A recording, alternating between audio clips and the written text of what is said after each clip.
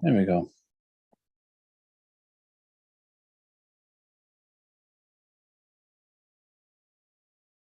Right there. We're live. Yep. Yep, that's cool. That's cool. So late night action for us. Ooh. Yeah. Yeah. That's cool. Just gotta my phone set up here. Can't seem to find this thing. Let's see if this works. Oh, there it is. Okay, I found it. I found it.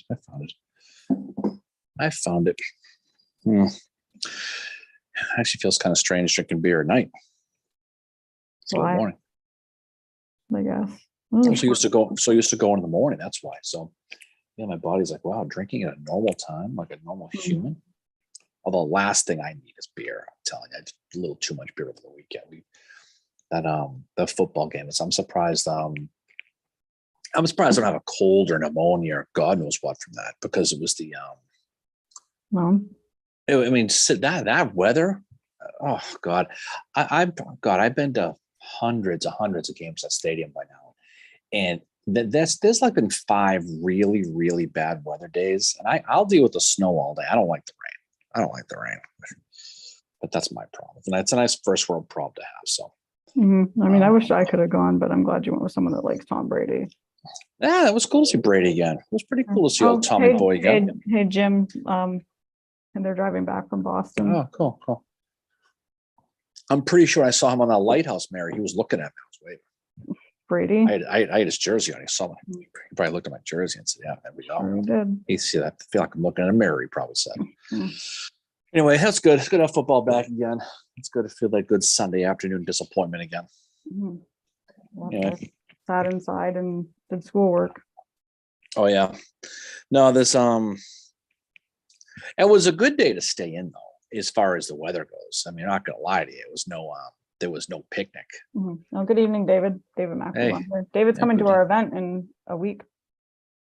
That yeah, it is a week now. It's a week from what the hell today? Is it Tuesday? Today's Wednesday, right? From Friday, we will be doing today's cocktails Tuesday. and cannonballs at the Civil War Museum in Harrisburg. I believe it's $75 a person. We are apparently the MCs or one of the MCs, which is kind of, I don't know, like I've never. That was news to us. Oh, I have. That's a good time. Morning, Charles. Charles says good evening from good evening. I'm gonna have to wear my my velvet jacket. I'm seeing like old Monty Hollis. Yep. Do you really? Well, okay. I'm impressed. Didn't think you did. But no, that'll be a good time. I'm looking forward to that. That's gonna be fun. We got a lot of people coming down for that. So yeah. So we'll see how that goes. We'll be doing that night. We'll be doing trivia. There'll be it's David said it's $125 for 2 people, which is pretty good for what you get. Like, I mean, they're having Union Cigar there. They're having like, I think different like cocktails and bourbon.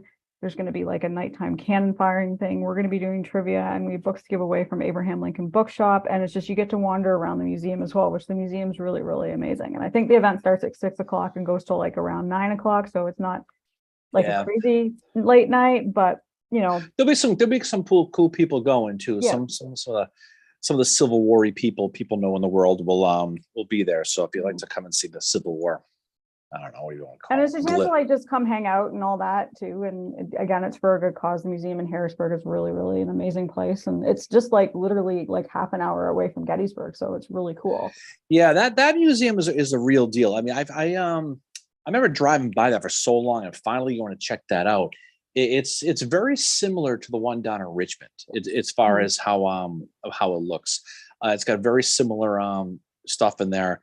They got a really cool like I don't know, mannequins, I guess you call them.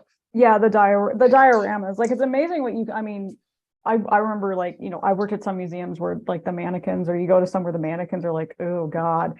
But then you have ones like at the museum in Harrisburg. And as well, I've seen them at the Abraham Lincoln Presidential Library Museum, where they look like Disney displays. You know, like they're that type of Disney lifelike. Now, I do know at the Abraham Lincoln Presidential Library Museum, they did bring in somebody from Disney to help them make those dioramas. and they look so realistic. Oh, good evening, MJ. Evening, Ski. Evening, LC. Yeah, I don't know if I like the goofy ears on Lincoln though. They kind of went overboard a little bit with the Disney thing. God. You know, very similar. It's a president's life for me. Oh, God. Oh, oh, oh. Anyway, no, that'll be good. I think that'll be a good time. Too. Yes, but yeah, like people will come.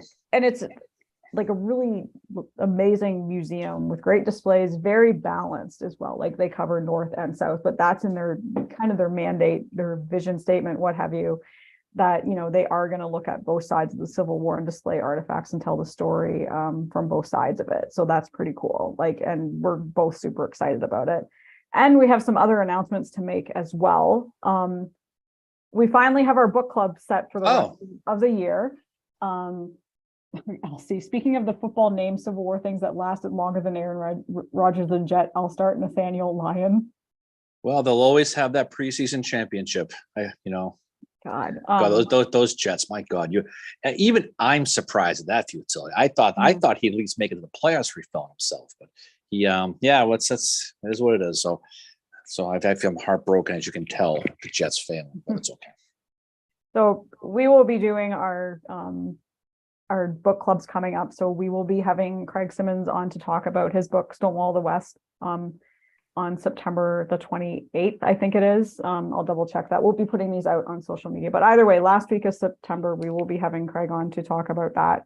And that's going to be 7 p.m. Eastern via Zoom. And then our next book club will be Lisa Samia on October, I think it's last week of October, to talk about her latest poetry book as well. And then our very last book club of the year will be in November, and it will be Tom Huntington talking about his book, Maine Roads to Gettysburg. So we have those 3 books coming up. Yeah. So for you people who say we don't do enough Gettysburg, believe it or not, some people say that. Or some people that say we're too Northern. Oh, it's okay. But some people think we don't do enough Gettysburg. We send messages sometimes saying, how come you guys have only done 2 episodes on Gettysburg out of 100? I'm like, well, there's other parts of it. We love Gettysburg. It's our favorite place, but there's some cool people who do a lot of Gettysburg Central stuff. And I'm pretty sure that Jim Hessler and Eric Lindblade have Gettysburg, the battle covered. Yeah, well, we do Gettysburg too. But I mean, there's all this stuff too. Gettysburg is great, but there's so many other battlefields. But the reason I'm getting with this is Tom Huntington's Maine at Gettysburg. If you were going to really do a deep dive into Gettysburg, look at Maine, because they're so cool. Some of the people they have, and people know about the guy with the mustache, Chamberlain. They listen to me here about Tilden, but guys like McGilvery and Stevens and Hall and Heath and all these dudes, Moses Lakeman, and all these cool people that people don't really study who fought for Maine. It's just it's a fascinating state when you look at it. Mm-hmm. Maine here, kind of is in Massachusetts is kind of looked at as kind of the sticks up there in Italy. We kind of look at Maine that way. Kind of like my area of Canada. Yeah, but you can't deny though, out of all the New England states, Maine's probably the best one for Civil War. Because it's got some great museums up there too. But Tom is a guy who wrote, I have a book somewhere. He wrote Maine Roads to Gettysburg. And Maine Roads to Gettysburg. He also wrote Searching for George Gordon Meade, which is a really excellent biography of George Meade that is very underrated. I mean, Kent Masterson Brown is like great book, Meade at Gettysburg. But Tom Huntington looks at Meade's life, like his whole life. And he does it from like the perspective of like where, he'll be somewhere where Meade was. So he starts off, where Meade was building a lighthouse, and he talks about what the area is like today, what the locals are like, and if they know who Meade is. And then he goes back to that part of Meade's life. So it's like a travel log, but also a biography in one. And it's really good. Tom is a really down-to-earth, accessible writer, and that's really important when it comes to nonfiction as well. Yeah, he's fascinating. The book is really, really good, but everybody has their favorites, but Elsie mentions here the Second Corps 19th Maine, and 19th Maine's great because this is Julian Weir's artillery is getting smoked by Lang's Floridians, and here comes the 19th with Heath bearing down 400 plus men, this huge regiment. They must have felt like they were at the Miami airport in November, all these Mainers strolling on in their faces all of a sudden. but they were able to push back those Floridians and help slow the echelon attack. But Heath doesn't get a lot of credit. He doesn't get a lot in the popular mains, the main A-listers of Civil War, even from Maine. People from Maine don't even know who Heath is, but he's someone who's really, really cool.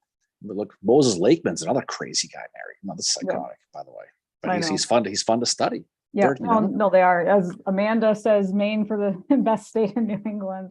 Oh, Amanda's on it. Yeah. I guess she finished her tattoo. Yeah, she did. And then she's getting, I don't know if you know this, Mary, but Amanda's getting an Aaron Rodgers tattoo on her leg. She showed us a picture of it. It looks like it's really good. But that's but there's a lot of cool people. The other stuff, obviously Craig Simmons is his book on Claiborne is great. That'll be the one that's coming up in like 2 weeks, is Stonewall of the West. So that's a really, really good book. He's also written a biography about Joseph E. Johnston, which I need to read as well. So we're looking forward to having him on to talk to. And basically, like, again, it's our book club. So it's a very like casual format. Like, we'll ask him some questions, and any of you guys who are on have the opportunity to ask questions or type them in the the chat or whatever. But it's an opportunity for you guys to come on and ask them questions. And you don't have to have read the book or finished the book if you're like halfway through it and you want to come on, or if you're like, I don't know if I want to read that, I want to hear the author first, then you're welcome to come on as well. And I know we've got a lot of people on here that do love Patrick Claiborne. He's a really a lot of people come on and just want to sit there and listen to it, but it's a great opportunity because anybody who has not been on the book club yet, it's not like we sit around and talk chapter and verse like a lot of them. No, we don't say we don't like here's some questions, let's sit around and talk. It's more of like a casual discussion, like they often talk about how they did research. Or I remember when we had Tim Smith on, someone asked him well, is there something that you regret not including in the book? And he was like, oh yeah, I want to talk about this one thing. And they're able to talk about a lot of stuff. No, Tim Smith was cool because I think we a lot of times what we'll do is we tend to hang out with them for a few minutes after everybody goes and just debrief a little bit. And he thought a lot of fun because he got a lot of questions that he didn't anticipate. It made him think a little bit. And I think he was one who I think was disappointed when we stopped. Remember we stopped? He was like, I could have kept going, and we're like, oh don't man, want to take up all your time. And he's got that Southern accent that I could have gone on now. That was a good time. It was pretty fun. Yeah, but that's cool. Sorry, I was going to say, Charles has a comment that he's in the minority. Gettysburg is one of my least favorite sites, maybe because it gets so much press and attention. And I have heard that before too. And I was saying to you tonight when we were on walk that tonight that we absolutely have to do an episode about Chickamauga because Gettysburg had its 160th, and Chickamauga is about to have its 160th this weekend. And I think it's really important to do that because Chickamauga is, to me, just as important of a battle as Gettysburg. Because Chickamauga, Chickamauga is, what's fun about Chickamauga is it's kind of it's probably Bragg's greatest moment if you think about it. But people always talk about, Longstreet came and he had those 8 regiments, and Longstreet with burst through and Hood. But people don't realize how badly Bragg rope-a-doped Rosecrans at the beginning of that. Because they're falling back and he's in Chattanooga. Tullahoma's over, and now they're in Chattanooga. And then Rosecrans is getting more. He's getting more people too. Rosecrans. The problem is Tullahoma happened, and he started to get. I think Rosecrans just got a little bit ahead of himself, a little bit arrogant, and he started spreading the Army of the Cumberland out way too thin. And you had George Thomas, who was naturally very, he was much more cautious, and he was Eeyore voice here is oh, I think you need to bring those men back. And he was right. And then Bragg realizes almost when it's too late, oh shit, they thought, Bragg was way off somewhere else. And all of a sudden he's got Burnside going into Eastern Tennessee, probably going to find out Kenny Chesney's history, in East Tennessee. He's got Army of the Ohio, the Army of the Cumberland, they're all going through, but you're right, they're all spread out about a 45-mile range. Yeah. And Bragg, it's cool because Bragg he's in a place called Lafayette, Georgia, shockingly at the end of the Lafayette Road. Yeah. And he starts sacrificing some of his men to basically pretend they were deserters. Yeah. And go in there and say how disorganized they were and how afraid they were. They were all acting. And that it gets Rosecrans cocky. And and he starts wanting to attack. You're right. Thomas is like, we can't. Yeah, But Rosecrans, Thomas but getting Bragg is like, these guys are spread out. We could hit these guys. So now they start going back towards Chattanooga. But then they have to get over that Chickamauga Creek is the only way to get across. And it's got the bridges. And that's where you got Minty and Wilder. That's what we're going to focus on when we talk about this episode is the September 18th, where some people don't even consider the day of the battle, but it's the really day one of a 3-day battle, not a 2-day battle. But you have those two basically mounted infantry holding off Bushrod Johnson, Nate Bedford Forrest, and all these people just long enough for Rosecrans to blow the conch shell and get his men together. And then Bragg still beats him. Yeah. Well, I've heard it described as he had to leapfrog back to Chattanooga because he's got one person sitting in Chattanooga. I think it's one of the McCooks, right? Alexander McCook. Yeah, I think it's McCook. I get the feeling I'm not right in that.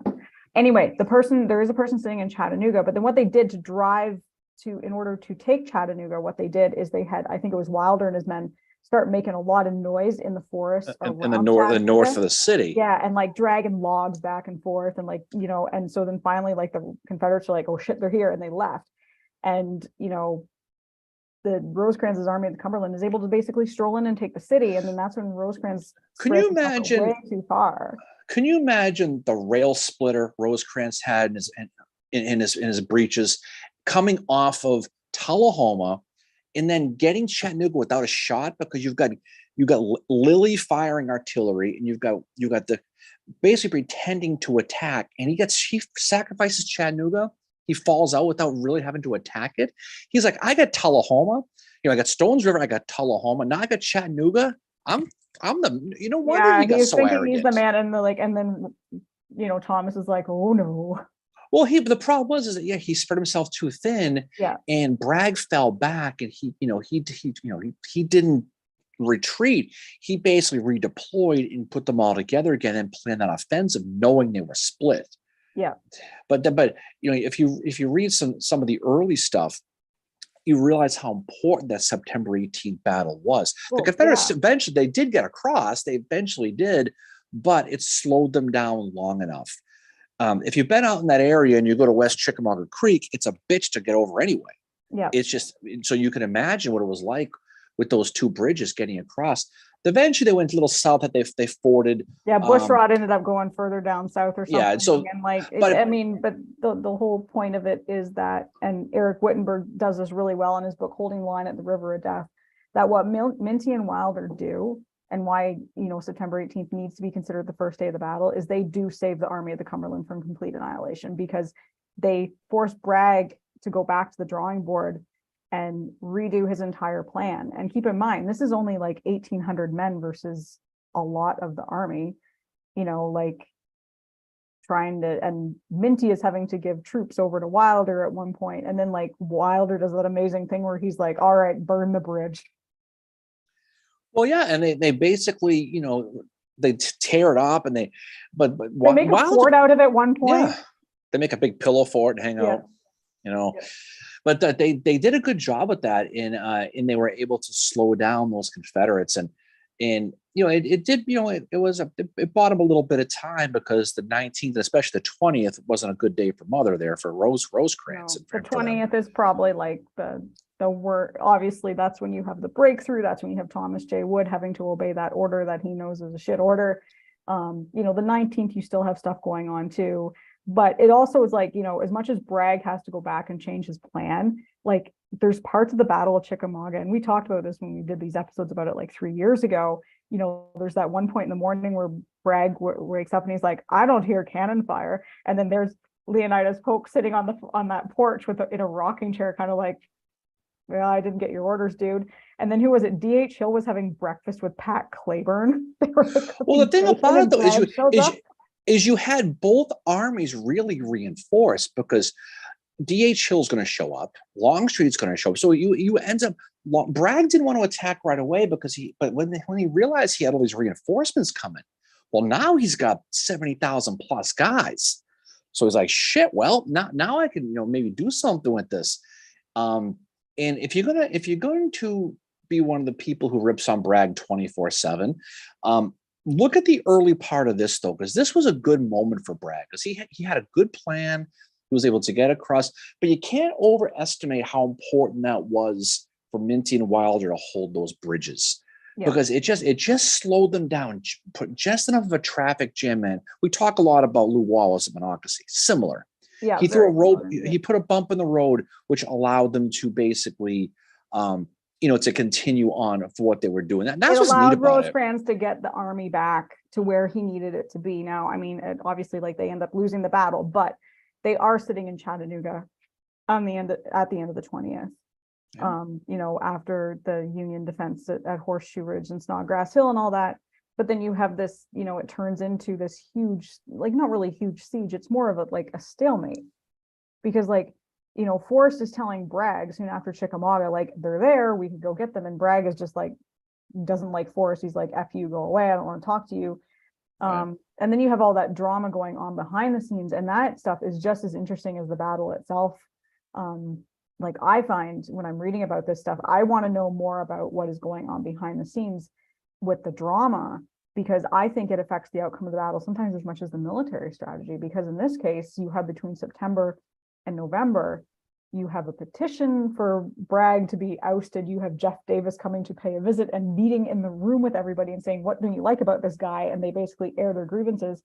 I'll leave the room except Jeff Davis and Bragg. And Jeff Davis is like, well, dude, I'm going to keep you in charge because I trust you. Even though your men clearly hate you. Oh yeah, well, like John T. Wilder, I know you like him. We went to visit his grave in Chattanooga. He was the mayor of Chattanooga at one point later, and he has got his grave. Very nondescript grave. Well, does he? It just says like John. It doesn't say like anything. It doesn't say that he was the governor or the mayor. He doesn't say he fought. I mean, this is a guy who basically paid for Spencer repeating rifles. Eventually, they shamed the government enough they got the money back, but he had to basically pay for them. And he had 4 guns from Lilly. We talked about before, right? And he's going to go against that St. John Lydell's, all those guys coming across, and he holds them off and beats the hell out of them for a while, inflicting over 100 casualties on him. But he's slowing the clock down. Yeah. Because that was a moment that if they got across that untouched and they got right back, right through there, it's. Oh, it would, Wittenberg make, and I do agree with him. It would have been absolute disasters.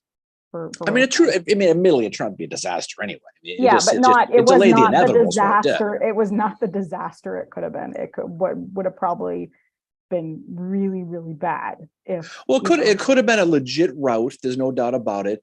But you have a lot of those battles that turned into the battle where Snodgrass Hill is, and in places like that. The Rock of Chickamauga nickname is with George Thomas is going to come out of that before he falls back to Chattanooga.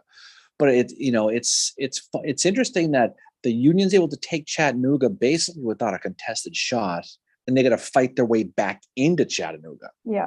So it's kind of a role reversal, and that starts that whole siege and everything that went on with later on with Missionary Ridge and the Battle of Chattanooga. But it's if you go there, it's a cool battlefield to go. It's about 5,500 acres. It's a big battlefield, and it's pristine. I mean, it's mostly very few statues, very few monuments. The roads are still kind of where they would have been. Well, you can go down to Alexander's Road, right down to Alexander's Bridge, which when you and I went, that was my first time ever going down there, seeing the creek up close, which was really, really cool.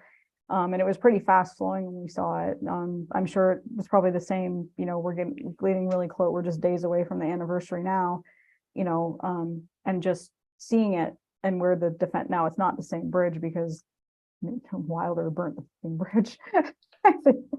So it's obviously not there anymore, but you get a sense for what happened there, and it's an old rickety wooden bridge. It wouldn't have been there anyway. It wouldn't have lasted. Well, no, that's, like Wilder tore it up. Yeah, but it wouldn't be still there today. I know that, but he. Well, who knows? Maybe they would have. Maybe. Yep. No. Good evening, Michael. Good evening, Lynn. So you want to say good morning? You're so used. You're trained. I know. I can't say. I'm having to type good evening to people as well. It's kind of weird. But yeah, and the other thing too that is interesting is the backstory behind Minty and Wilder. Like Wilder's got a really cool backstory, and some of the men who are with him, like Lilly, you mentioned. If anybody's heard of the pharmaceutical company, I think it's called Eli Lilly. That was founded by the guy who was with John T. Wilder. Yeah, it's pretty cool. He's a lot of these guys have good stories, and when you research some of, there's a lot of really cool cast of characters in this one. It's all Menzies is kind of screwed up.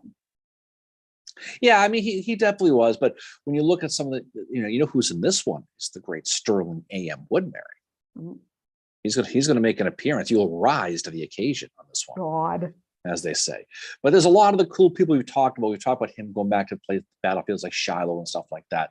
But this is the Western Theater All Stars, and now who do you have? You have James Longstreet's going to show up. Yeah. He'll be showing up with his John Bell Hood. He shows up with no one to greet him at the train station. Yeah. Speaking of train station, MJ, how you doing? I haven't talked to you in a little while, so I want to say hello. MJ. Anyway, but yeah, there's a lot of cool people in this one, and I think Bragg. We already did one on the overall battle at Chickamauga, but we're just going to focus on that first part of it, the part with Minty Wilder. But it's definitely a worthwhile study for the people who don't do a lot of Western theater. Yeah, because it is like, and I know they're doing a lot. Chickamauga is doing a lot of stuff for the anniversary as well. Hopefully, they do some live streams and all that. But I know they've got a lot going on there this weekend as well.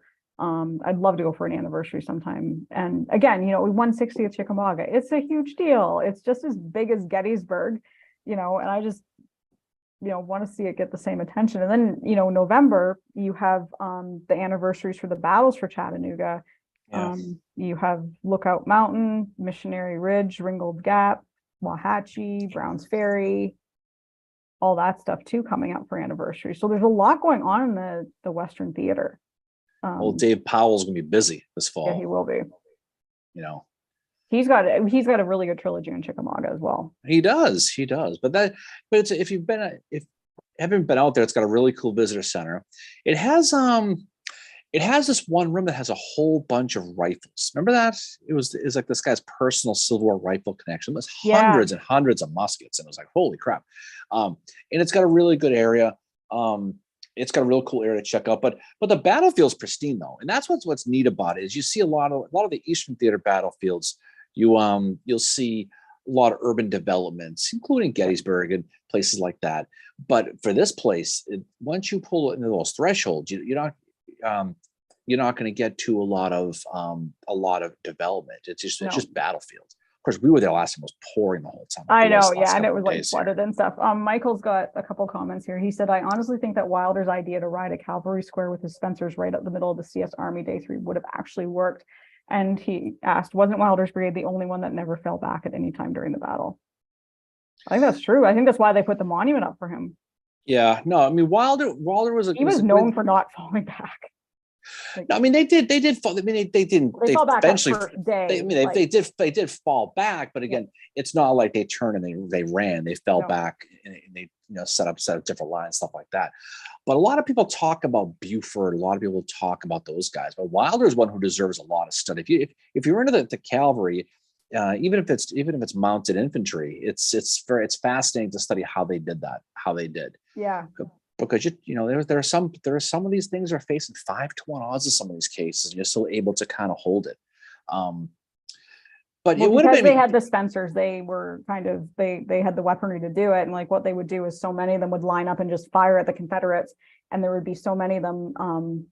Michael said they repositioned but never fell back. I think that was on another day of the battle too that they were doing that. Well, if you look at where they were fighting, what's interesting was, if you go there now, it's all woods, but it was all cornfields back then.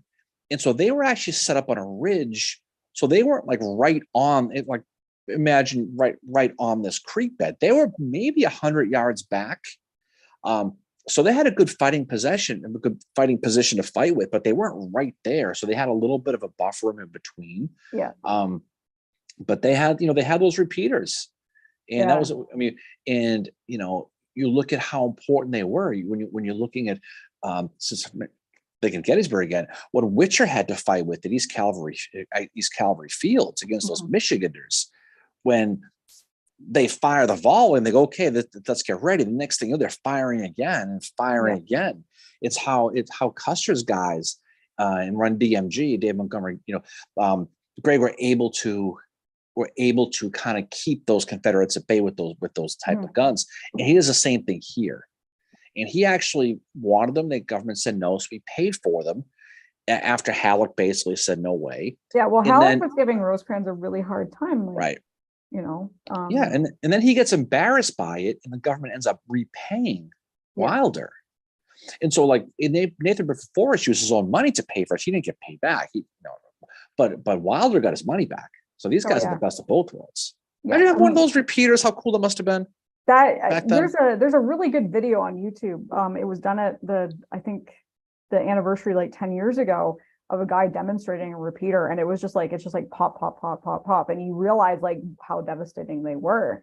That they had these weapons and they're able to, you know, do the fighting the way they are, and it's probably what helped save them. But I mean, Wilder was having to advocate for, you know, mounted infantry. Halleck and Rosecrans was doing the same thing, and Halleck wrote him and said, you know, mounted infantry is useless. And then Wilder has that hold my beer moment during Tullahoma campaign where he does that raid and comes back and no man of his had died at all. Like they went and like fucked around with the Confederates and like rode all the way back again during Tullahoma campaign. And it's one of the things that makes the Tullahoma campaign so brilliant. But Wilder was basically like, Halleck doesn't think mounted infantry works. I'm going to show you mounted infantry works. Yeah, I mean, the thing about it, though, is the mounted infantry worked, mentioned Gettysburg again, you know, July of 1863 in East Cavalry Field. The Confederates had, I mean, what we were saying before, Witcher's guys, they actually had eventually had to dismount, though, because they weren't fighting with pistols or swords. Yeah. This is the early part of it. This isn't later on with Jeb Stuart riding across the field with all that, but the early parts up by the Rummel Farm is this. They had to dismount and fight with the muskets, and so it was basically infantry on horses. Yeah, and they got their ride and jumped off and fought. But what's neat about Chickamauga battlefield, and a lot of it is, you know, like before, a lot of it's overgrown. It's more wooded now than it was before. I mentioned before, when you get to that creek area, just picture maybe 100, 200 yards of batted down cornfields was where Wilder's guys primarily were. But now it's all woods. So if you go, like when we went and toured it, it's all woods now. But so the terrain's definitely changed a little bit, but it's still pretty cool though. Yeah. Yeah, like Michael mentions that Wilder is one of his favorites of the Civil War. He's one of ours too. He's a very interesting study, especially after going, you know, we did the full kind of tour, you know, like got to see where he fought, got to see where he was mayor because he loved living in, you know, he loved Chattanooga so much he came back and was the mayor and just buried in a very nondescript grave, you know. But he's kind of this guy that I think was probably in real life pretty quiet, but then he was like able to be this badass on mounted infantry and show that it could work, and like saved the army. Like basically one of the reasons the Army of the Cumberland is able to get back is because of what him and Minty do. And Minty's there fighting as well, like not to forget him, but I think Minty's the one that goes up against Forrest, right? Yes, he's the one. Admittedly, I confuse the two sometimes, but he's part of the early part. Minty doesn't get the publicity that Wilder does, but because he's down primarily. Well, right, but not only that, because he has got to spend the repeaters. That's what makes it cool. Admittedly, it is. But they basically, you know, have to have a similar job to fight. And you know, Bushrod's going to be a little bit different. Are Bushrod and Sterling next to each other? I'm not sure exactly. I don't think they were. No, I don't think so. What was that battle where Bushrod Johnson and Sterling A.M. Wood are right next to each other in the battle line? I think it was a couple times that happened. We were talking about Shiloh originally. And it was Bushrod Johnson next to Sterling A.M. Wood. It was Sterling A.M. waking up, you know, with that whole thing. It's just can't gotta laugh at some of this stuff. But that'll be cool. That'll be cool. And so we'll get that done. Try to get that done this weekend for Friday, probably, right? Yeah. Well, that's the anniversary is on the day one is on Sunday. So be good to drop that drop the episode for the anniversary, which would be awesome. You know, and I think I don't think enough people go down to Reed's Bridge and Alexander's Bridge, and more people need to, but it's not really like. Oh, it's out there a little bit though. It's out there. You gotta, not that you want it. Well, no, because it's you know, it's kind of a little bit of setback with the visitor center. It's, you know, the Wilder Towers on the other side of the battlefield. I mean, it's kind of like Gettysburg. There are certain primary pieces that everybody goes to, Yeah. the hood wounding site, places like that. But I think it's an important place to go. And if you go, you'll see all the monuments in their small soldier monuments along the way that dot the way. So you can kind of follow the trail of how some of these guys went up there and fell back. Yeah. But it's a cool battle though. Elsie's one of the best books on Chickamauga. I would have to say Dave Powell's trilogy. Dave Powell's got a trilogy. And it basically starts with goes back to starts August 22nd. Really, it kind of goes back to the beginning of really when Rosecrans is going to come out of Chattanooga, and then it falls all the way through. The part September 18th is I think the first book goes until right around September 18th, and then the last two focus on the 19th and the 20th, and then some of the aftermath. But his stuff is really, really good. The Chickamauga campaign, and that's the one that really focuses on it. But it's kind of like the Harry Fonz ones, where it takes a specific part, but it's more chronological. But they're good reads though. They're good reads. No, they're very good reads. There's also Bushwhacking on a Grand Scale, which is part of the Emerging Civil War series as well. Michael just mentions the Cousins trilogy. I'm just having a look at Cousins. I think that's No Better Place to Die. I've not read that one yet. No, I need to. No. The Terrible Sound. I have not yet. I need to. I included it in a library guide. He wrote a book about you singing. I didn't know that.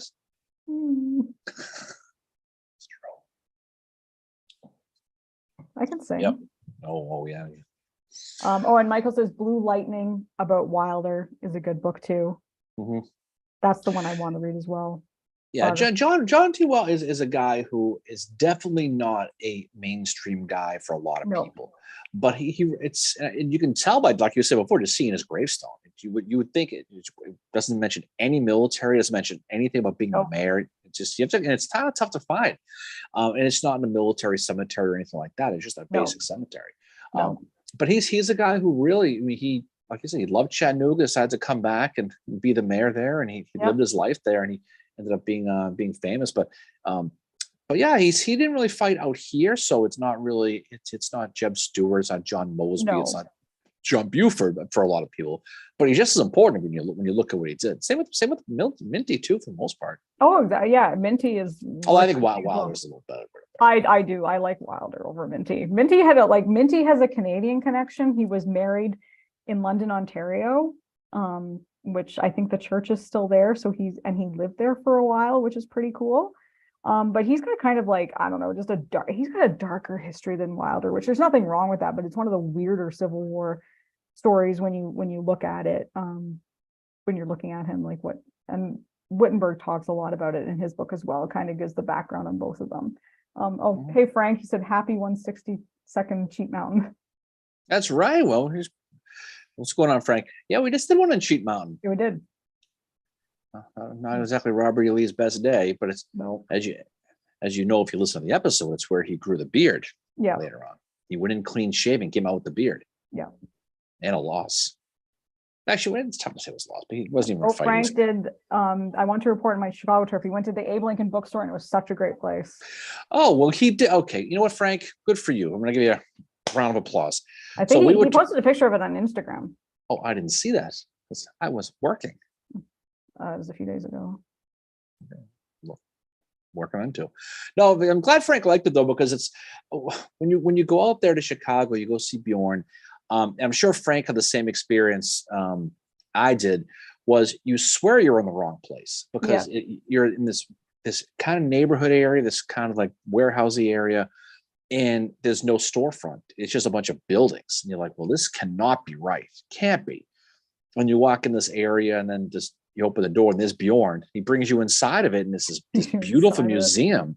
And the thing is, it's not even it's not like a traditional bookstore. It's like a museum that has books too, and you can buy the books. But he's got some really legit books, but he's got some basic ones too.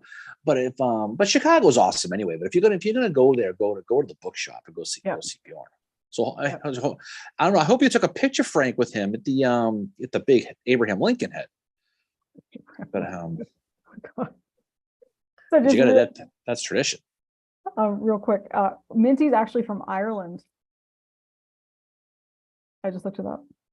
Okay. I just looked it up really quick. I want to see because I was like, wait, is there something interesting about him? And yeah, he's from Ireland. He married Grace Ann Abbott in London, Ontario at St. Paul's Cathedral. And his first kid was born in Canada as well, which is pretty cool. And I think he lived in Sarnia for a while. But he was at Peavine Ridge and then fell back to Reed's Bridge across Chickamauga. Yep. So he was the Yeah, one that'd at be cool. Peavine. But anyway, I'm glad Frank went to go see Bjorn. I think Yeah, that's Bjorn's cool. Bjorn's a good dude. You could spend hours talking to him. I'm sure he brought you around, Frank, and showed you all his stuff and all the pictures, and because he's got like all kinds of like signed stuff like George Meade, Abraham Lincoln, and all over the place, and it's all kind of consignment. He's selling it all, but I know there's a few pieces. They said, I hope no one buys this one because I like this one. Well, Frank said he got a couple books. One was signed by Ed Bars, and he said Bjorn was such a great, knowledgeable person. He knows his stuff. That's really cool. Well, the thing about Bjorn is it not just that he's a knowledgeable person; he's just a good dude. I mean, yeah, he'll bring you in there, and he doesn't expect you to buy anything. It's good if you do, but and he sends us a whole. If you want a book with our book trivia, it was because of Bjorn. Yeah. He sends us books, and we got a whole box here for the thing next weekend. So if you come into the trivia, bring your knowledge hat, Mary. Yes, and we'll give us some books away. Yes, but they're all from Bjorn's the bookshop. It was pretty cool. Yeah, I'm glad he went. Cool. I'm glad he went there. I didn't realize he went there. I didn't see his pictures on Instagram. I didn't see those. So I'm glad. I think it was just like one picture of some books, so that's pretty cool though. But yeah, that's cool. He bought some books, and yeah, Bjorn knows his stuff about Shiloh as well because I think he used to be a ranger there. Yeah, he said he was a ranger there one time. So that's pretty cool. But yeah, I don't need any more books right now. I have so many to read. No, there's there's way too many books. But it's good to get them though. It's fantastic to get some new books because it's something to do. Yep. Hampton Newsom just sent us 2 of his new books. I thought you were going to say the same thing. I was going to steal your thunder on that one. He mailed us a couple of new books yesterday, and I'm almost done with that Longstreet book by that Elizabeth Vashon lady, whatever her name is. And that's a fascinating book, the Longstreet book, and that comes out publicly in November. Yeah. But she sent us an advance copy to read and see what we thought about it. And I like it. I've always liked James Longstreet anyway. But if you read her book, it really shows a good story of why people don't like him today and why that historical memory sticks it to him. Because you can just see why he was hated, and it just stuck. He's the quintessential definition of what was a scallywag at the time. I mean, he was, but he was smart enough to know the country had to grow, and he wasn't the only one. Guys like John Mosby. I mean, they were on board. Buford eventually came around to, or not Buford, Beauregard as we call him, eventually came around to being that way as well too, with the whole we gotta rebuild the country. No, but I mean, there was a lot of. He got that patronage job in New Orleans, and that pissed a lot of people off. And he got involved in New Orleans politics. And then there was that horrible Canal Street riot in 1874, which was basically a white and black police force in New Orleans attacking a bunch of former Confederates, literally battle formation and fighting, and Longstreet's is part of the group fighting on these Confederate soldiers, and that obviously, as you can imagine, didn't endear himself to too many people. No, and then he gets an ambassador job, and he ends up going overseas, but he was always focused on reconciliation, and Lee was too, for that matter. But Lee died, and he didn't have a chance to.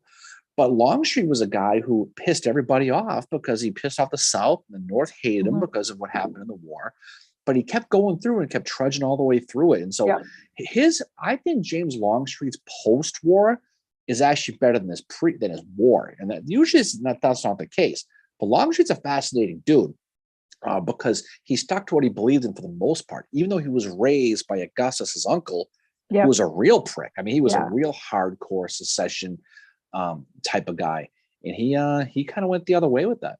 Yeah, no, I mean, and it shows how people can change. It shows and Longstreet is, going back to Chickamauga, Longstreet is he sent west to help reinforce Bragg. Yeah. I do suspect that when he got there, he was like, I'm going to take over the army. And then Yeah. He hated it so much out there though that he was like, "F this, I'm going back." Well, I he wanna has go back. I wanna he have- gets beat by Burnside over there at Battle of Yeah. Knoxville, and just decides to hell with this. But I mean, this is a guy who got shot in the wilderness and it affected his voice for the rest of his life. Yeah. He's out there giving these speeches after the war, and he's talking. It must, you can only imagine how much it must have hurt to talk. And he was able to do the right till the end. He lived a pretty good time. He uses pictures of him at the old codger at Gettysburg up there with the with old Dan Sickles, the Oh, old Joshua right. Lawrence Chamberlain up there, Yeah. you know, with all the old timers. But he's interesting. He's fascinating, and he's got that statue over there in Gettysburg now. Mhm. That, I we like that visited. statue. Not a lot of people do, but I do like it. And I mean, one of the things I like about Longstreet is his connection to the Western Theater. I find it, kind of very humorous what happens between him and Bragg, because they obviously did not get along. There's some Mhm. great scenes in Jeff Shara's The Smoke at Dawn between Bragg and Longstreet, and some of them are from Bragg's perspective, and there's some that are from Claiborne's perspective, Mhm. which Claiborne's inner monologue is like he's watching these two guys and he's like thinking, God, these two guys do not get along at all. And I know it's historical fiction, so we don't know if that's what actually happened, but it's an Yeah. interesting to think of the dynamic possibly being that way. Also, speaking of Joshua Lawrence Chamberlain, there is a new book coming out about him written by Ronald C. White, who is the author of American Ulysses about General Grant, and also the biography of about Abraham Lincoln. So Joshua Lawrence Chamberlain is getting a new biography as well, which is pretty cool. And I think it's set to come out in November as well. Well, that's good because he needs more publicity. So that's good. I just hope we were talking about one of our friends today, and it was like, I just hope it's a balanced book. I hope it doesn't swing too far in favor of like just basically hero worship, and I hope it doesn't totally. Well, I mean, if Ronald C. White wrote it, so probably not. I mean, I don't think it's going to be. I don't think it's going to be a lot bad. But I mean, look forward to reading it. I think it'd be pretty cool. I mean, the best stuff about Chamberlain is the stuff that he wrote, Passing of the Armies, because he's such a good writer. It'll make your head hurt, but you'll definitely pick up on it. But it's a lot of. I mean, it gets piles up as you read. It goes up and up and up as far as the BS thing. But he's well, I mean, it's just I caught a fish. It was this big. He definitely does that. But I mean, they all do though. I mean, speaking of Longstreet, I mean, if you read Longstreet's book, Manassas Appomattox, I mean, you would think that he came down from the planet in a Superman suit. Kryptonite wasn't going to stop him. I mean, he definitely embellishes it, but there's a lot of books about these guys that are really, really cool. And it's good to see these new books coming out. With new interpretations of them. Exactly. As well. Like, and I think, it's Elizabeth Barron, right? That wrote the Longstreet book. It's yes. Yeah. So I think we're gonna have her on. I think some point. Simon and Schuster sent us the book, which was really, really awesome. That they emailed us and said, "Hey, would you like it?" We're like, "Yep, we will take an advanced reader's copy and we will talk about it." And because there's a lot of big words, I'm reading it, and so it's working out. Mary's gonna. I gotta do my coloring. Yeah.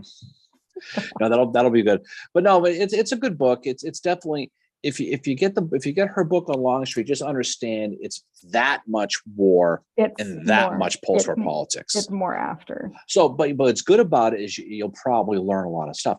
I mean, you can read a lot of Corey Farr has a real good book on Longstreet. You can read about and that's more about the battle part of it. But this is the post stuff. It's like reading John Brown Gordon from his Georgia days, his Bourbon Triumvirate days. So if you're into the politics and it's pretty hardcore politics, you'll get a kick out of it. If you're not into the politics, you might glaze over a little bit on certain sections. But I think it's fascinating to find out, because I mean, anytime you can read a book like that, you're getting into the guy's mind. You see what he said, how he believed. And what happened post-war is almost just as what happened, during the war. Too. Well, Longstreet has a quote, and it's in that book, and it's an actual quote by him. I'm going to paraphrase it, but basically what it said was, unless these people in the South can get over losing the war, we're never going to be better. Yeah. And he said that, and he said that publicly, and he got railed on it because he said it to the newspaper, but hindsight, he was right. You got to move on from it. We have to find a way. And I mean, he threw gas in the fire when he started getting that patronage job in New Orleans and hiring, and then he was also in charge of the local militia and he hired all black soldiers and So so he must all have been there at the same time as Beauregard was. right. They were all kind of there, but the Beauregard and him were not so much. You know, They didn't didn't exactly. get along. They weren't doing each other's nails or anything. They weren't. Picture that. They weren't BFFs. They weren't fitting each other's Picture them, sentences like, or anything like having that. like a sleepover, like, oh, can I paint your nails blue today? James, are you still awake? Wait, do you want to play Truth or Dare? Do No, you want to go think raid that's the the- refrigerator? I don't know. But it is interesting though, because you get a good flavor of what they believed in, and he stuck with it. I mean, he was Grant's boy there for a while, and President Hayes came in later, and he had to deal with him, and then he got that job. I think it was Turkey. He got an ambassador job. He went over there, and they played him. They played Longstreet like a fiddle over there. Really? Wow. Well, I mean, they Oh, Gentili's got a question. He was it John. Longstreet who had many of his letters and papers burned in a fire post-war. There was a few of them. I don't think Longstreet was one. I don't think it was Longstreet, because Longstreet wrote that Manassas to Appomattox book, which is really, really good, which is all his personal letters. And he's very fond of himself, Johnny. I'm just not going to lie to you. He does. He liked himself some Longstreet. Yeah, I know. Like Sheridan lost his papers in the Chicago fire. Well, George Thomas burned his. Thomas was like said to his wife, "When I die, burn the shit." Gentili, it wasn't a Mosby Stewart relationship. No, gosh. No, I don't think it was. So they were doing each other's nails. Oh yeah, exactly. You had the. All I can picture now is them at a sleepover. Don't go raid the refrigerator. Oh God! Can you do my hair? Mosby and Stewart, they go to Halloween parties dressed as that horse. Spoiler alert: they were both in the back. They were close. It's an old joke, but no, but they were some good friendships. Longstreet had a good relationship with a lot of different people. I mean, Sickles, he had that great story with him in New Orleans with Sickles. Yeah, where they walked each other back and forth to when they were too drunk to go back to each other's hotel. Jay and they Price walk each other back. Story. But there's a lot of good stories like that with these guys. Just picture your grandfather and his buddies sitting around drinking whiskeys, talking the war. That's what these guys were in a lot of cases. Well, it was where they went to there's that kind of that camaraderie ship that comes out after the war, where you can hang out with each other and you all have this shared experience that nobody else understands. It's kind of like when Sherman lived in New York City, he lived there at the same time as Slocum and Howard. And I mentioned this in our Howard episode, but the three of them used to go to the theater together, and Howard would always sit on Sherman's right side and Slocum would sit on his left side. And Howard went over to see Sherman one day when he wasn't doing very well. And Sherman had hung up all the pictures of the generals from the Atlanta campaign. And Sherman said to him, "These guys are going to stay here till long after I'm gone," meaning they always had a place there. And there's this thing that, you go through it together. Only you relate to it. You might not have anything in common, but you can get together and talk about that one time. Well, speaking of Atlanta campaign, we got to talk about guys who didn't make it. It was David Ireland. I was just going to say, Elsie just said, "When's a good bio on David Ireland coming out?" Well, maybe someone will write one like this guy. Dave Ireland's awesome though, because he's a dude, who Gettysburg is what his focus is, and what amazes me about him at Culp's Hill at Gettysburg was that was their first real battle. That was their first time, and they fought like old veterans. But when you look at everything he did from Ringgold Gap and Wauhatchie and all the stuff that he did, and he really didn't really falter one time. That's what's too bad about him dying, because he was the first officer into Atlanta. He actually moved into the house. Vacated home of Hood, and then he gets sick and dies. And there's a really good picture of him. It's the last picture that was ever taken of him, where you can see all the officers in the front yard. That and is there's David Ireland standing, and no one knew that, but in about 10 days he was going to be dead. He's just standing there. It was first day moving in, probably waiting for the pizzas to come, move all the furniture in, getting ready for a feety pajama sleepover. Yeah, probably imagine so. But yeah, so that's what's great about the pictures. If you study these pictures enough, you can start to recognize the people, some of the obscure people. Yeah, and that picture, if you can find it, if you just Google David Ireland Atlanta, it'll probably come up, and it is just like, it's creepy. because he's probably starting to show symptoms of whatever he had. He's got like a week to live. And Yeah. it's one of the creepier pictures in the Civil War because the backstory behind it. That one of the people sitting there is going to be dead in like a week. No, right. But again, especially someone like him, Yeah.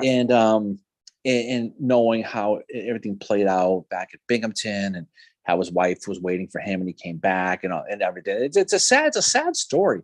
But I mean, he's a guy, you want to talk about these guys who died young, because he dies right heading into Atlanta. So he would, I mean, who knows where his future is going to go from there? Was he going with Slocum in the 12th Corps? It's right, but is he going March to the Sea, or is he going up toward? Is he going right? But do they mix everything up? Does he end up staying back, going towards Nashville, fighting with heading back that against Hood? Who knows how everything changes, and that's under Slocum at that, because Slocum was the first general to right, he was the first, but they could. What I'm saying is, who knows if they would have just kept it, if he would have stayed with him, or maybe who knows? I mean, that they were changing stuff. There was some that stayed back in Atlanta. I mean, I suspect he probably would have been on the March to the Sea. He probably would have gone with, because he was one of Slocum's aces, so he likely would have gone with Slocum. He probably would have been. But yeah, it's fun to think about if he survived the war, went all the way to Bentonville, and he was able to retire back, and what kind of stories he could have told, because he was young. I mean, he died young, and he could have told all kinds of great stories potentially of the Atlanta campaign, all the stuff he did. Obviously, Gettysburg. I mean, he was hot to trot from day one. Everywhere he was fighting and fighting and fighting, and so there's nothing really about him that he really wrote. Very much like Charles Tilden in that regard. Yeah. So there's all this history that we're robbed of because of, probably had some bad water, and that was the end of it. Yeah. Elsie asked, is that Ireland photo different from the one we all know? You can't tell it. I mean, unless it's him in the photo. The picture, maybe I'll have to find it. I'll have to find it and put it up here. But there's I have it on one of my phones. But it's a picture of the house, and there's 4 or 5 generals standing in front of it, just shooting the shit, talking, and he's one of them on the right hand side. And if you so the picture everybody knows of Dave Ireland when he's sitting there all stern looking with his mustache. Yeah, he looks pissed off. Looks like he's about to give you an apple on Halloween, Mary. He has a mean look on his face. Here you go, kid. Like some other people I know. I'm talking about freaking Reese's peanut butter cups on my Halloween. You know that.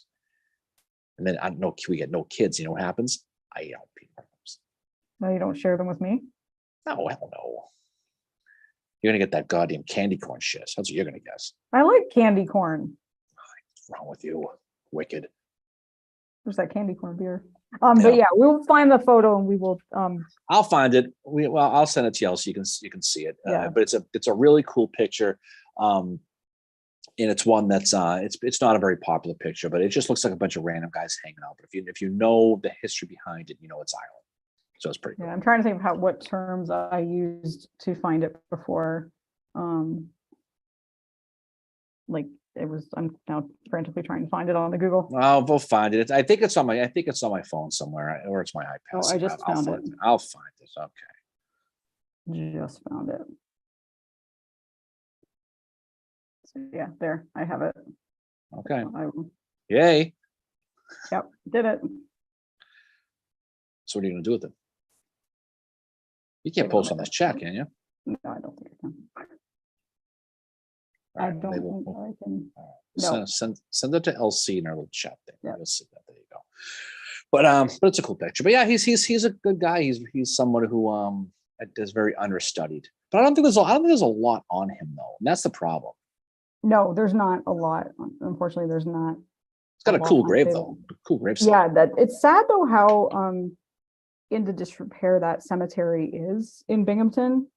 Like that one we went to where it's like, oh, there's, just, it was so tough to walk over the ground to begin with, because there's like tree roots coming up everywhere. And is it John Cleveland Robinson who's buried just? Yeah, he's up. John Cleveland Robinson, the Harry John. He's up at the top of the hill. His grave was actually pretty well kept though, but Ireland's was cracking, kind of falling apart. You could tell no one had been there for a while. I don't think a lot of people admittedly go to that area because it's all fallen trees and all the gravestones are knocked down. It looks like a horror movie, actually, is what it really looks like. Yeah, it was really creepy. Mm-hmm. Yeah, I hope I've got the right picture here. But anyway, yeah, it's like David Ireland really needs a biography because he doesn't have one at all.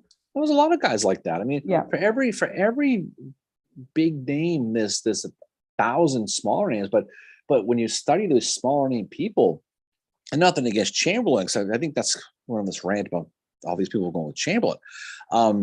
He really promoted himself, but people took the ball after he died in 1914. They went off with it and turned it into, Michael Shire made him the focus of that book.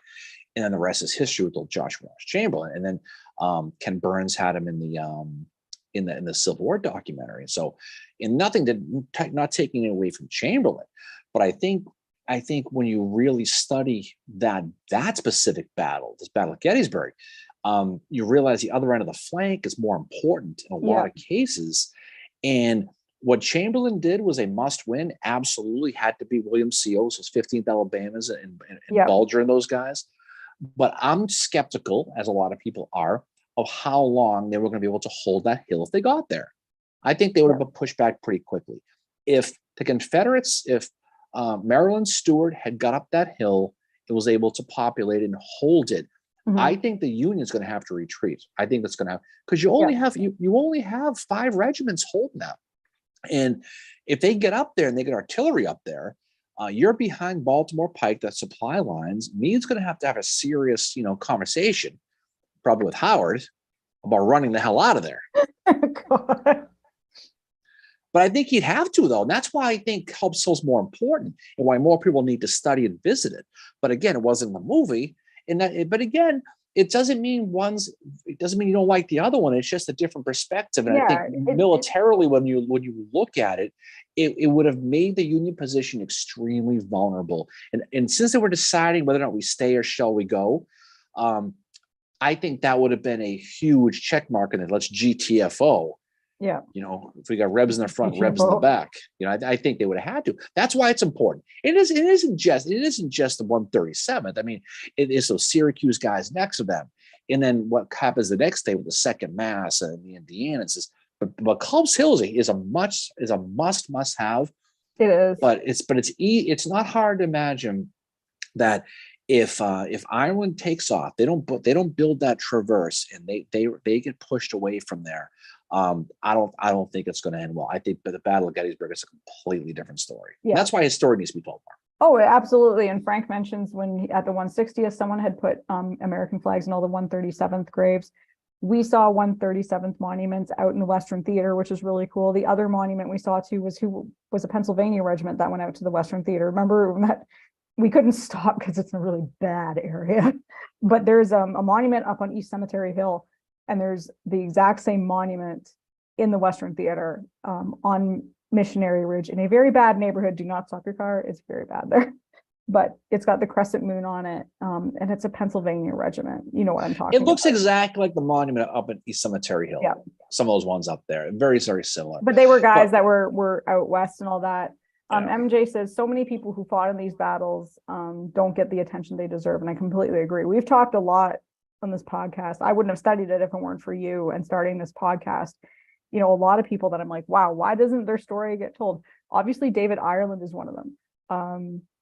John T. Wilder is another one. Robert Minty, some of these guys from the Western Theater they're not the same. They don't get the same press that Eastern Theater has. But then, Cheap Mountain, we talked. Right, but you're talking just the officers. I mean, you can't. I mean, just think about some of these other dudes. I agree. You know who I think about? But the ultimate nameless and faceless guy you want to talk about it is that unknown soldier buried at Kennesaw Mountain. Yeah. Because if you go there and you visit Kennesaw and you go up to the bloody angle up there, the dead angle, and it's what's amazing about that is the levels of breastworks. There's 3 levels, not just the one. And there's a Union grave of some guy got behind right up to that first breastwork behind the Confederate line. And he was shot and killed there. And he was buried where he fell. And instead of moving his body, they just left him there and put an unknown grave on it. Yeah. And they roped it off. And it's really cool to see. But this is a guy who literally, he got, I mean, the stones, this guy must have had a tough time dragging him up the hill. They were so big because he where he got to, it's just, imagine a Confederate grave up by the Meade statue at Gettysburg. And that, like this, that's where that guy got to all by himself, you know, and he's buried there and he's still buried there today. So if you go to, we did a Facebook Live from there, from his grave site. And it's just and no one will know who he is, but again, his story is a great one to tell because you don't know it, but because of where he's buried, where he fell, you kind of know what he experienced and where, not who he was, but the type of guy he was because where he was. And that's why it's cool. Felt about that, you know. It's the 73rd PA that's on Missionary Ridge that are also on East Cemetery Hill. Michael mentions that he loves finding local connections. He's from Chicago, but was born in Northwest Indiana. Colonel Miller was killed in the wheat field, and I found his grave in Crown Point, Indiana. So it's a weird thing to stand in the place where he was killed and then stand where he's buried. I had the same experience. A guy named Sam Alton, part of the 2nd Massachusetts. He was buried. There were 2 Gettysburg kills where I used to live on Cape Cod here. Right at the bottom of my hill, about 100 yards away. And they were brothers-in-law right next to each other. One of them was from the 2nd Mass, and Samuel Alton. He was part of the Mudge. You know, it's murder, but it's an order. Yeah. He was part of that assault, and he was mortally wounded there by Spanglers, and he ended up dying in a hospital. But so you can go visit on the 2nd Mass monument at Gettysburg. You can see his name right on there, and you by the diaries, you know roughly where he fell and been to his grave. And that's what's fascinating. That's a sad story though for the town that was in there for a while. Was his brother was part of the 11th Mass, and he got killed on the Emmitsburg Road on the 2nd of July by those Langs Floridians, right? When Joseph Carr screwed up the order and thought they thought they were the first Mass sharpshooters coming back, and they were Floridians, and he got killed there. Well, they were brothers-in-law, so Samuel Alton was married to this other guy's sister. So within about a week, so if you go to the grave site, you see both of their graves are next to each other about a week apart, July of 1863. And then you see a baby grave of what have been Alton's and his wife's kid, who died probably a month old. And this is probably August of 1863, right around the time. And the wife died about a month later. You know what happened? She killed herself. Yeah, that's really sad. I found the history in the Sandwich Historical Society that she lost her brother, her husband, and a baby all within 30 days. That was too much for her to take. And they're all buried right next to each other. It's a sad story. That's sad, yeah. And I was the guy, Mary, who put the flag on the grave every July 2nd every year. You know, would stay there until they got rid of it. But I was always the guy who did that. Yeah, so awesome. that was my little thing for them. But it's those personal stories that you study that really bring it real. And you can have your Lees and your Longstreets and your Mosbys. Those guys are cool. But when you get to those soldier stories, those Jimmy's and Joe's stories, and you can research and find out their plight, that's what brings the Civil War home to you. Yeah, that's at least for me anyway. No, I think it does for everybody. That's what Michael said. He agreed, and he said that Colonel Miller of the 20th Indiana, his name is on there. Miller was Colonel of the 20th Indiana, and he's found the monuments at Gettysburg. You know, and MJ mentioned several folks don't realize these people were in other battles or wounded. On my recent trivia, some didn't. He was a colonel, so he must have been under Wheeler then, because Wheeler was a colonel of the 20th at Gettysburg. He got killed. He got killed by those Arkansas, 3rd Arkansas, by Manning. Oh, Ben's on here from Texas. Hey, Ben. Speaking of, mention Texas, Ben shows up. He's like Texas Beetlejuice. Yeah, MJ mentions, people don't realize that Heath was wounded at Chancellorsville before Gettysburg. And that's the thing. It's like, there's this thing where, for some people, it's just all about Gettysburg, and that's fine. But you also have to realize there's other stuff going on that these guys do. And that's the one thing, with studying, I hate to say it, with studying Howard, there's a lot of people that just are like, well, what good did he do? And it's like, well, a lot. Like, he's more than, he meant Wheeler, not Miller. Oh, okay. Yeah, that's a tough story too. He got shot right in the temple. And right when he's ordering, he's turning his head to get more ammo because of the art. He's got the 86 New York on his left, and so he's turning and he sees them falling back. He turns and he got shot right in the temple. in that rank. If you go to the area where he was shot at Gettysburg, there's a rock. And there's usually always a flag on it, and that's where they put his body. Oh wow, That's a tough one, yeah. Well, And the regiment fell apart at that point. It devolved because they lost Wheeler, then they went right down the line. The Manning's guys got him good and pushed him back pretty hard. That's a tough story though. When you look at the 3rd Arkansas against the 20th Indiana, it was even though they had a better ground, it just didn't work out. When Wheeler went down, that was it. no, that's good. Frank mentions he just found out one of the guys from the 59th New York that fought at Gettysburg is buried in Los Angeles. So he studied reading the letters, and now he needs to go visit him. And that's the thing, like you can go and study these guys and visit them and find out kind of the, and it's also like the personal stories. The one that's getting to me now, yes, this is an officer, but the one that gets to me, just because I spent so much time in Boston, is Hiram Granberry and his wife. Yeah. That she lived here in Boston. Like she went to war with him when he enlisted. She was like, okay, she basically did what John Brown Gordon's wife did. She went with him along for the journey. They didn't have kids, so it wasn't like John Brown Gordon, like his wife left the kids with I think her parents. It was like, I'm going with John.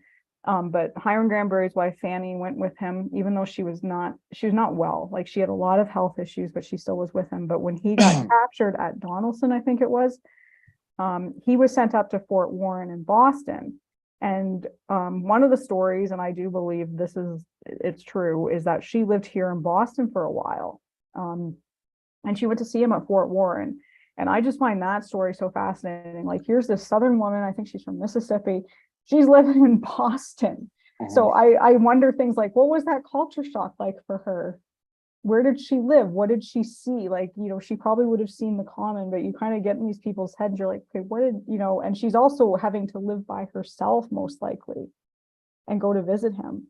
And then the sad part of the story, she starts to get really sick while they're in Boston and finds out she's got ovarian cancer, has surgery. It doesn't work.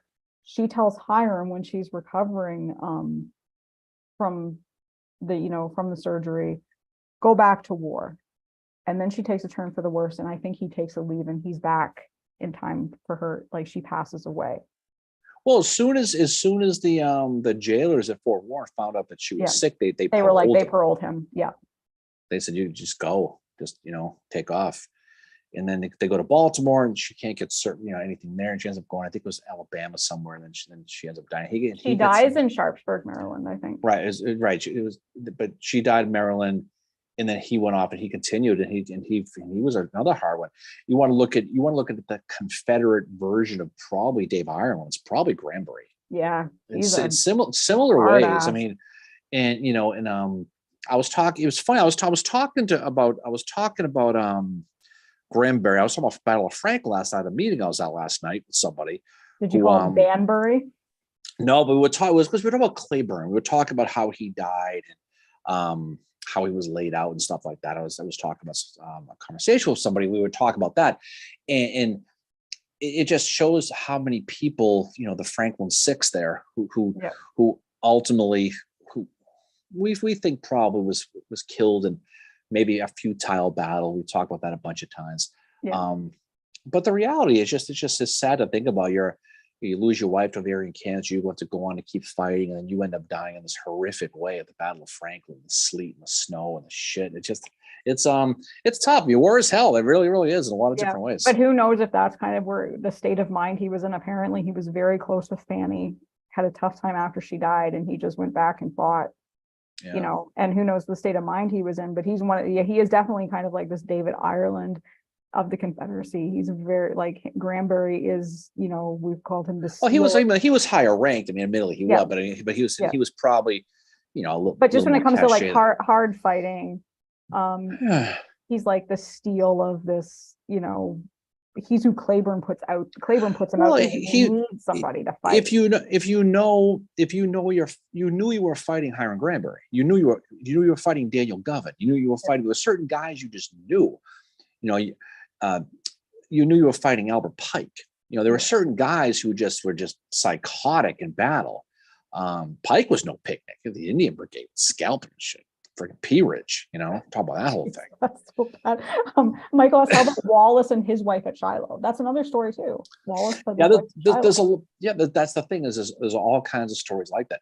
It makes sense. You mentioned Gordon. I mean, his wife was with him the entire time, and she was, basically in Winchester with him as this city's falling for the 85th time. And he had to leave her there because she was sick. Yeah. And he did say, I remember reading a quote somewhere, he said he hoped a good brother would look after her. Yeah. So he must have left her with something that was Masonic, but I don't know. I'm guessing I don't know. What that meant. Trying to tell you, races don't exist. I keep trying to tell you that, but you won't listen to me. I do. It was cool. I was talking to my instructor. I'm taking a course on publishing and librarianship, which doesn't sound very exciting, but it actually is, because for my project, I get to study the Killer Angels and from a publishing perspective. And my instructor and I were talking, and we had to do a slideshow presentation of an introduction yesterday, which was, for me, I mean, I'm extroverted, but When you say someone gave you an intervention yesterday? Yeah. What time? Yeah, my Freaking instructor time. did. Anyway, so I of course had a slide of you and I at the anniversary dressed up in our, you and your authentic Civil War stuff, me and my authentic Amazon dress. And anyway, she just said, she's like, oh, I'm so excited, another Civil War nerd. Anyway, she wrote a book for kids about women in the Civil War. And she knew who Pauline Cushman was, and she knew who Sarah Edmonds was. So I thought that was pretty cool. Yeah, that's pretty neat when people know this stuff. It's kind of like it's like when you go to a foreign land and hearing someone speak English. Oh my God, really? She was saying, like, I mentioned Andersonville to her, and she's like, oh yeah. And then she said, and she's like, it's going to be interesting. The Killer Angels has had a huge impact on how people perceive Gettysburg with the movie and stuff. And I'm like, no. You think? I said, no shit. I just started laughing, and so did she. And my classmates were like, what? You saw in the director's cut, they got that big dance number. It from the "Is there going to be trouble in this town" band? It'd be a disturbance in our town. Yeah, but no, but Gettysburg. It's Gettysburg in the movie. It's funny. It's the best and worst thing that ever happened in a lot of ways, because it's best because it got people into it. But the worst thing is people like you have in Maine who think the movie is literal and start questioning on stuff. Yeah, and then I brought up Slocum, and he was like, had no idea who Slocum was, and he's like, well, I've seen the movie. And I'm like, so you don't know who Slocum is? That's great. Well, that's the thing too. Gettysburg should be, for most people, for that battle anyway, it should be kind of your entry drug to it, because as you got into it, you learn about the other corps. Because you learn more about just the first corps, the second corps, the fifth corps. Because those are really the ones they really focused on. You find more about the Sixth Corps is their own thing, but it's a lot of 12th Corps, obviously 11th Corps, and you're able to kind of expand your horizons out, and you learn more about the Confederates too. You learn more than just the Pickett's Charge guys. You learn more about Ewell, and get into really good stuff like Extra Billy Smith. Extra Billy, gotta study Extra Billy. It's like the characters that we were talking about, the characters at Chickamauga. There's that Shot Pouch Johnson guy. Well, we'll talk about old Shot Pouch next week. Wasn't that he's shot so much? He's one of the better. There's some great Civil War nicknames. Shot Pouch, Grumble Jones. There's a bunch of really good ones. I mean, Bushrod, although that was the name his parents. They know how to give a name. Obviously, Stonewall. Yeah. Imagine being in kindergarten and your kindergarten teacher, okay, Bushrod. I mean, it's not 2023 here. I mean, I would have giggled. Oh, you probably would have. That's why you need prayer. But the movie did a lot of stuff, and there's been a handful of Civil War movies. Every so often you go online, you'll see what the best Civil War movies are. And they always throw stuff up there that Horse Soldier, which is I mean, it's okay. It is what it is. Amanda just said my Amazon dress looks great. Thank you. I like your dress. That's pretty cool dress. I do too. I like my. You know what? It's non-authentic, but it looks Civil War. And unless somebody would like to throw me some money to get an authentic dress, right now I'm not going to. But it's a period piece, though. I mean, exactly. it's. I like. You got a lot of compliments on your dress. We were in Gettysburg. I do. Yeah. No, and I like Mhm. the dress. It's comfortable. Figured out how to sit in a hoop skirt. You know, Yeah, definitely with that. Try to with the whole outfit though with yep. those brogans and the oof, it's I don't know how the hell these guys did what they did, but that's they're obviously a lot tougher than we are. But I like that. But the movie did a lot of good things, and they tried to build on. I think Glory did a lot of good things. I mean, Mhm. Glory wasn't the most factual movie in the face of the earth either, but it got people interested in Robert Gould Shaw Yeah. and some other people, and so you were able to. Um, I think for the people who see the movie Glory and see it as a movie and don't know the history, you assume that the 54th is going to roll right over the Confederates and take over and win the day. And then you realize, oh shit, they got their asses kicked. That's it. The movie Yeah. ends. But yeah, that's what's cool about it. That's what I like Yeah. about it. Oh, Frank said one of the best nicknames is Vincent Clawhammer Witcher. Yeah, That's quite yeah, the name. yeah. We talk about Witcher a little while Yep. ago. Second I time was he's really come on this. quick, yeah. Remember, I never talked to him before in this thing. That's the second time, right? But like I have to, so I'm taking the book The Killer Angels and I'm looking at it from a Mhm. publishing perspective. So I've got to go onto like there's an archives for Michael Shara, and I have to go on that and look for, possibly first drafts and like read reviews. And the book was not very well received when it first came out, but it won a Pulitzer Prize. And then I get to kind of talk about at one point about what would I change about the book if it was to be published today. Like what would I add in? What would I take out? More Fremantle scenes. Probably put a disclaimer in that Buster's not real. Poor Buster. Poor Poor Buster. Buster. I like the Buster character in that movie. I do. I like it. Just because it showed there were so many Irish who fought in the Civil War. Yeah, and he was a lot On of both sides. There were Irish Confederates too. Yeah. If you study Fredericksburg, there was Irish and Irish crime on Marie's Heights, right? We learned about that from our friend Ryan. Remember that night? Oh God, yeah, that was a good time. But no, but you get an idea that they weren't all these corn-fed farmer boys fighting. That these were a lot of foreigners. They didn't really see too many of the Germans. You didn't really get too much of that in the movie Gettysburg. But in Killer Angels, you got a real good flavor of it with the Fredericksburg scene, which I think is the best scene in that movie. Is that Fredericksburg scene that movie? Yeah, I need to watch. You're talking about Gods and Generals. Gods and Generals, yes. Yeah, I need to watch that one again. And I did. The other book I thought of doing was Gone with the Wind. And then I was like, is that a can of worms I really want to get into in the class? Like, plus it's gigantic. Gone with the Wind is a must read.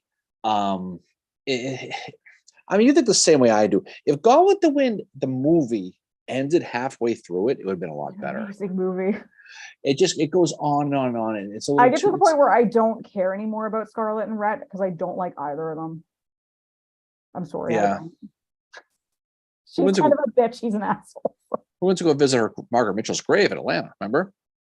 Yeah, that was good. Yeah, I was reading up about her in some archives yesterday, and like just they were talking about how her and her husband were walking to a movie, and she got run over by a car. Yeah, that's meant to 1949, I think, right around there. Yeah, she walked into the street, got hit by a car. You can actually Google her picture, and they see her dead in the street if you really want to see that. But that was that people surprised that's what happened. But a lot of people go visit that grave. There was someone that played somebody in Michael said in The Sting or some movie, Gowron. I don't know what that is. I don't know. Frank said next you're going to say that not all Confederate pickets look like Santa Claus. Well, that's a great scene though. You know how many times I've said "Howdy, friend" when I meet people? That's a great scene in that movie though. That is a good scene. Where are you headed? That should be getting royalties. And that guy gets no credit. That guy gets no credit. He whoever that dude is, the gnome guy. He he's gonna. Unfortunately, you'll have to be hanged. And Harrison's like, okay, whatever. Fine. But that's a great scene though. That's a good scene. But Buster played Gowron in Star Trek played a Klingon in Star Trek: The Next Generation. Mm-hmm. Yeah. Kevin Conroy, he died recently, didn't he? Yeah, he died a few years ago. Yeah. He was a pretty good actor. I'm sure Jen Tilly wore mourning for like 2 years after. Oh, he's probably not over. He's probably like Edward Cross has a black headband on. He's been wearing it work every single day for Buster. But the movie thing is coming here pretty soon, October. If you see this, Mary, Gettysburg is having a big thing for the movie, the anniversary. So They you can are. you can go meet James Longstreet, go meet Tom Berenger. I should take my baseball jersey to get him to sign it. That's what I'm basically should do. Yeah, I Could don't you think imagine if I Martin. went up to him and said, like, could you sign this? He'd probably be like, what the hell? Oh, he'd get a kick out of that. I think he would. Who the hell knows? But I don't think Martin Sheen's going to be there. I don't know if Jeff Daniels is going to be there, but a lot of the Bo Brinkman's going to be there, and Yeah. James Lancaster. Speaking of Fremantle, he's going to be that. That might be Mhm. why I want to go alone. It's going to be Fremantle, Mary. We can make that happen though. I think we're in West Okay. Point. Is that the week we're in West Point? The weekend? That's the weekend after, so that might be a little bit. Yeah, that'd be a little too A much lot. run around. Too much little run around. Too much travel. If Michael asked anyone excited about the Napoleon movie coming out, I do kind of want to see it because it's history. Yeah, we'll see it. It'll be pretty cool. And Napoleon does have a huge influence on a lot of these Civil War generals. Like, And ABBA's going to sing Waterloo at the end too. It's going to be really cool. that'd be amazing. They should totally do that. But Napoleon's got a huge influence on Civil War generals, right? Like, I mean, Of course he does. McClellan, little Napoleon, and all that. And Well, his style, fighting on that military crushed artillery and fight that was a lot of Napoleon stuff. He was one of the greatest generals of world history there. You know, and he's also in Bill and Ted's Great Big Adventure. that's right too. Need to watch Right? that again. That's a great movie. Lincoln's in that too. Yeah. So is Socrates. Joan of Arc. Frank said I got to meet Stephen Lang at the 160th. I told him that I rest the movie. Stephen Lang. If you ever go to Hollywood Cemetery, you go to Pickett's grave. Of course, Lang played Pickett in the movie Gettysburg.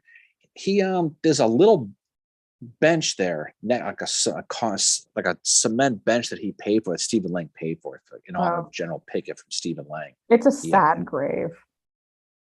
Yeah, no, he's right in that area where all the Gettysburg dead are, right in that same area.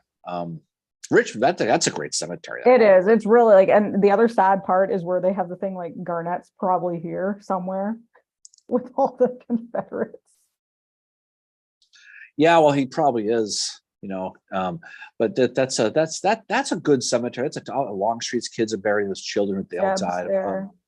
They're there. Obviously, Jeff Davis, Jeb, and what's interesting that Jeb Stuart, his grandson was Jeb Stuart III, died at birth, and so the family had another kid named him Jeb Stuart, and so there's like Jeb Stuart baby, then there's Jeb Stuart III buried somewhere else, like his half stepbrother, his brother. Wow, but they kept the lineage going. So after the original Jeb died, like really early, like month old, they had another kid named Jeb again, and they're all buried. Like I think Jeb Stuart V is buried there, like recently. Yeah. Wasn't he like a dentist in town or something?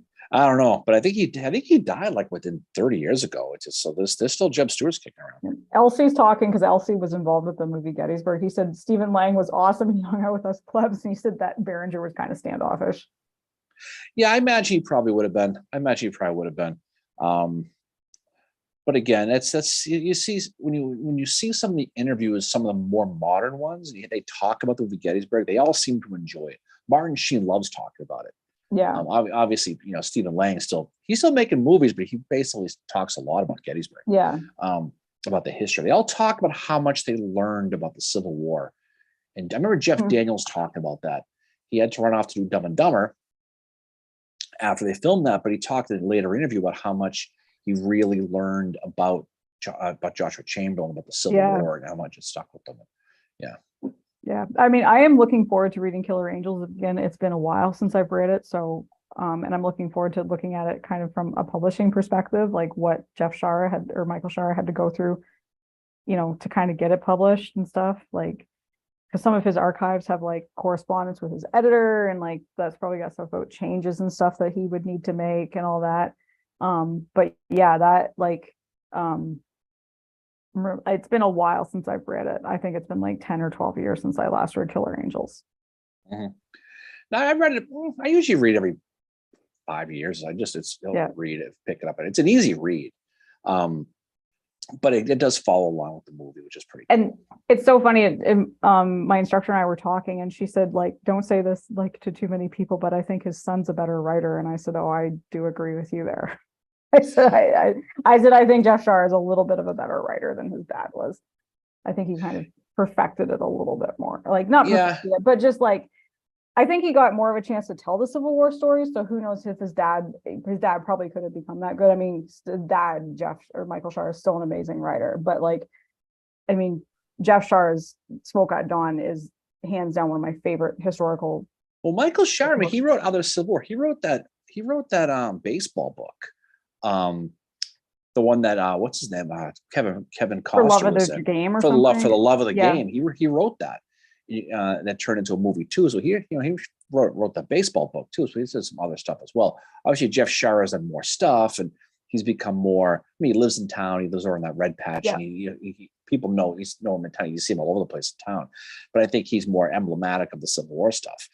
But I don't know. We'll see. We should ready to jump off here pretty soon. It's getting late. Yeah. I know. Yeah. MJ said she's sitting off, but yeah, this is like one of our rare evening Facebook lives that we don't do too much. Yeah, it was busy. It was a busy weekend for us this past week. It'll be a busy weekend next weekend for us too. Yeah, because we're not going to be around, so that's why we're like, well, we better get on here and do this.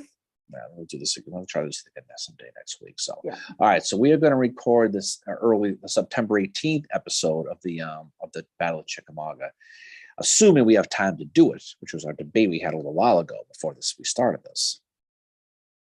Yeah, we'll see how that goes. Giving me shit for that now. I'm not at all. And then I'm not sure we're going to do this again. Probably a night one next time. Because yeah, probably. Yeah, and we will. I think it's on September. Let me just check the calendar here. I think it's on Thursday, September 28th at 7 p.m. Eastern via Zoom. We will be having our next book club meeting with Craig Simmons, author of Stonewall the West, to talk about Patrick Clayburn, obviously.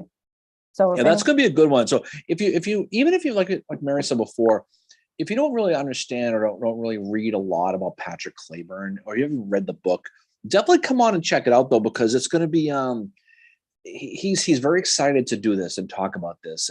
And Patrick Clayburn is an extremely fascinating guy historically, and I think it's probably safe to say that Craig Simmons has probably wrote the premier book on Patrick Clayburn. Would say so, yeah. So it's having an A-list writer on to talk about really an A-list Confederate general. So if you like the Confederacy, if you like about that, even if you don't, come on and learn about it, because Patrick Clayburn is a fascinating dude. Really fascinating. And Simmons is more of a Navy guy. So for him to branch out and write about Army, I think is pretty cool. You know, obviously something about Clayburn caught his attention, and something about, also he wrote a biography about Joseph E. Johnson, caught his attention. Frank obviously says he has a couple of questions. I know Frank is like into Clayburn like you and I are as well. Clayburn is just such a, like, you talk to people and they're like, you know, he's just so different from the other Confederates. There's something about him that's just so different. No, that's good. That's good. So, but that's like, what do you like? Have you heard that before too? When people like will say, well, there's the, you know, there's Clayburn and he just stands apart from the other generals for some reason. No, Clayburn's different because he had a little bit of military experience in England, and he just enough to make him dangerous. He didn't do, I mean, he wasn't exactly Rambo over there, but he learned a little bit about the military, and comes over to Ohio, and he, you know, doesn't think too much about it. He ends up wanting to be a pharmacist and tries to go to pharmacy school, and nobody in Ohio accepts him because he can't speak Latin. Finally, he gets some institution of seriously integrity, you know, probably a real academic integrity university in Arkansas, and he goes down there, and he wasn't it his friend is like, can you go do this thing in Arkansas? Well, he was offered a job basically to be like an assistant, and kind of like Davy Harold for the assassination people. He was a pharmacy assistant. And then he learned that he kind of got sponsored, and he ended up being like the manager. And then he had the opportunity to save enough money to go to pharmacy school. But then he got in, and then the war happens. And because he's from Arkansas, he's going to fight for Arkansas instead of Ohio, where he probably would have been if he stayed in Ohio. And he was someone who was a real go-to guy. And he was a hard fighting guy. He got in a lot of shenanigans with Thomas Hinman. Is that where he got shot? He got shot, yeah. And then he ends up being kind of a protege of William Hardee, and and kind of hangs with him a little bit. And he, he has his moments. He kind of shits on himself before Chickamauga a little bit, Yeah, he has Um, days that he's not too. He almost gives away the Confederate position at Shiloh. He's the Yeah, I one mean, that Appler hears. he has his moments of infamy, I guess. He wasn't all great, but he was a fighter. He just had the instinct, and he was somebody who, especially at places like Ringo Gap, Yeah. places like that, Missionary Ridge, and where he really showed that he knew what he was doing, and he was a big loss for the Confederacy when he got killed at Franklin. That was just a big loss. So, Yeah. so we'll talk about that. So that'll be fun. So we'll talk about that book. We'll get people on. We'll talk about that. So Yeah, all so if right. anybody wants it, I mean, we do have an invite list that we send out. We'll be sending that out probably next week, probably about a week or less before. But if you guys are on here and you've never attended one of our book clubs before, like I said, you don't have to have read the book. You can come on and hang out and see what it's all about. And hopefully you come away wanting to read Stonewall of the West, because it's one of my favorite biographies. Like, I love it. And Simmons writes a very human portrayal of Pat Claiborne, in the sense that it's not just military. He talks about, kind of the other side to him as well, which is, that he meets Sue Tarleton in the last few months of his life. They get engaged and all that. But like, he also puts in a lot of human stories. Like, he talks about that snowball fight they have in the winter of 1864 that is organized by Joseph E. Johnston, of all people. Yeah. And I love that he puts that in there just to show that this isn't all military. They're not sitting around doing all strategy all the time. They have this like 2-day long snowball fight, and Claiborne's men actually take him prisoner at one point, because I think Johnston had it originally, it was like officers versus like just the regular men or something. Like the shirts and skins. Yeah, like but also the fact it was Joseph E. Johnston that organized that snowball fight was pretty cool too. So yeah, if you guys want to attend it, civilwarbreakfastclub@gmail.com. We will send you an invite, 7:00 Eastern via Zoom on Thursday, September the 28th. So that's just a couple of weeks, Mary. How exciting. Yeah. How exciting. Have him on. That'll be a good time. So, all right, well, let's jump off. It's 9:15. It's getting late. It is.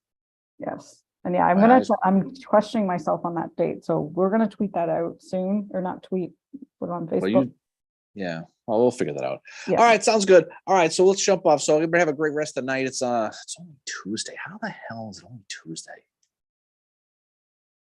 Many miles to go before we sleep this week, but we'll get there. All right, guys, have a great rest of the week. So we will talk to you all on the other side.